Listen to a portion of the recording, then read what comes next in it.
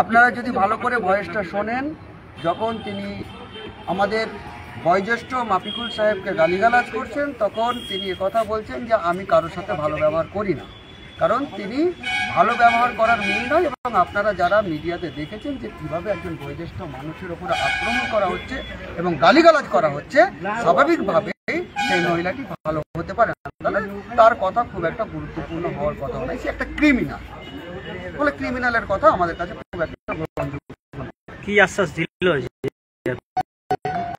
আমাদের পুলিশ প্রশাসনের তরফে থেকে আশ্বাস দেওয়া হয়েছে যে ইমিডিয়েট এটার বিষয়ে অ্যাকশন গ্রহণ করা হবে।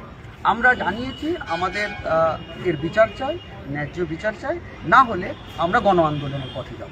আচ্ছা, বারবার যেভাবে রাজ্যের সংখ্যালঘুরা, শুধু রাজ্য নয় দেশে, যেভাবে ট্রেনে বা বাসে বা রাস্তায় দাড়ি টুপি দেখলে যেভাবে অত্যাচারিত হচ্ছে, ভারতীয় সাংবিধানিক অনুযায়ী সবার তো সমান অধিকার, কিন্তু এই সমস্ত ঘটনাগুলোকে কিভাবে আপনারা দেখছেন? এই যে সারা ভারতবর্ষে যে ঘটনা, এটা সাম্প্রদায়িক শক্তি যারা রাষ্ট্রীয় ক্ষমতা দখল করে রয়েছে, সাম্প্রদায়িক বিষ প্রচার করে তারা এই ক্ষমতায় রয়েছে এবং তাদের উদ্দেশ্য হচ্ছে এই ধরনের সাম্প্রদায়িক আচরণ করে আমাদের যে শান্তির পীঠস্থান ভারতবর্ষ বা বাংলা, তাদের যে আমরা উভয় সম্প্রদায়ের মানুষ বা একাধিক সম্প্রদায়ের মানুষ সহবাস স্থান করি, সেগুলোর মধ্যে চিড় ধরানো, একটা বিদ্বেষের বীজ ঢুকিয়ে দেওয়া, বিভাজন তৈরি করা, এই উদ্দেশ্যে এই ধরনের কাজকর্ম করছে। এবং শুধুমাত্র সংখ্যালঘু সম্প্রদায় নয়, আমাদের এখানে ভারতবর্ষের দলিত বা অন্যান্য সম্প্রদায়ের মানুষও ব্যাপকভাবে নিপীড়িত।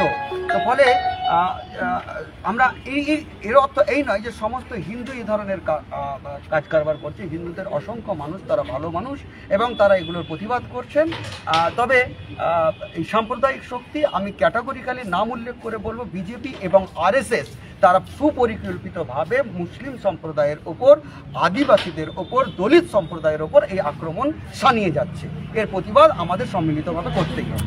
এক শ্রেণীর বিশিষ্টজনেরা বলছেন যে আমাদের লোকসভাতে বা বিধানসভাতে মুসলিমদের বিধায়ক বা সাংসদ মানে নিজেদের যে কমিউনিটির হয়ে কথাটা বলবে, সেই সদস্যতা সেগুলো বৃহত্তর পরিসরে আলোচনার বিষয়। যে এগুলো এই জায়গাটা পুরোপুরি আমরা পলিটিক্যাল প্ল্যাটফর্ম তৈরি করতে চাইছি না। আমরা চাইছি যে আমাদের যিনি মাফিকুল সাহেব, তিনি যাতে বিচার পান এবং মাফিকুল সাহেবের ইস্যুকে কেন্দ্র করে আজকে গোটা মুর্শিদাবাদের মানুষের মধ্যে অত্যন্ত বিতৃষ্ণা তৈরি হয়েছে, মালদার মানুষের মধ্যেও বিতৃষ্ণা তৈরি হয়েছে এবং মালদা থেকে বহু মানুষ এসেছেন, আসার কথা বলছেন। নজরুল সাহেব এসেছেন, কামিরুল এসেছেন, অনেকে এসেছেন, মালদা থেকে বহু মানুষ এসেছেন। এবং আমরা চাই যে পুলিশ প্রশাসন চটজলদি ব্যবস্থা নিক। যদি চটজলদি না ব্যবস্থা নেয়, তাহলে একটা সাম্প্রদায়িক একটা অশান্তি তৈরি হওয়ার সম্ভাবনা রয়েছে। এই সম্ভাবনাকে খারিজ করতে পুলিশ প্রশাসনকে উপযুক্ত ব্যবস্থা গ্রহণ করতে হবে। আমরা জানি গণতন্ত্রের চতুর্থ স্তম্ভ মিডিয়া, কিন্তু আমরা গত 5 তারিখ ভিডিও ভাইরাল হওয়ার পরে কিছু কিছু মিডিয়াতে উল্লেখ দেখতে পাচ্ছি যে ঘটনাটাকে বিকৃত করা হয়েছে। এই নিয়ে কি আপনারা কোনো আইনি পথে হাঁটছেন? হ্যাঁ, আমরা কিছু কিছু মিডিয়া বলতে কি, একটু আগে আমরা দেখলাম যে আজ তাক বলে একটি চ্যানেল, তারা খবর সম্প্রচারিত করেছে যে আজ তাক চ্যানেল মাফিকুল ভাই নাকি মেয়েটির স্তনে হাত দিয়েছিলেন। এখন এর ভিত্তি কি আমরা জানি না।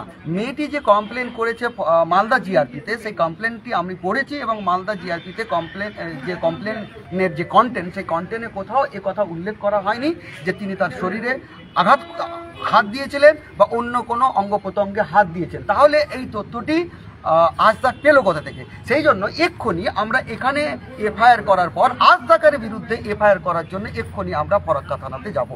আর একটা যেটা আমরা উল্লেখ করছি, রিপাবলিক বাংলার সিনিয়র এডিটর সন্তু পান, তিনি উল্লেখ করেছেন যে পশ্চিমবাংলায় হিন্দুরা সংখ্যালঘু। রিপাবলিক বাংলা একটি নিউজ চ্যানেল আর শকুন একটা পাখি, এর বিষয়ে কিছু বলবো না। আপনার পরিচয়? আমার নাম জিম নওয়াজ, আমি সোশিও পলিটিক্যাল অ্যাক্টিভিস্ট।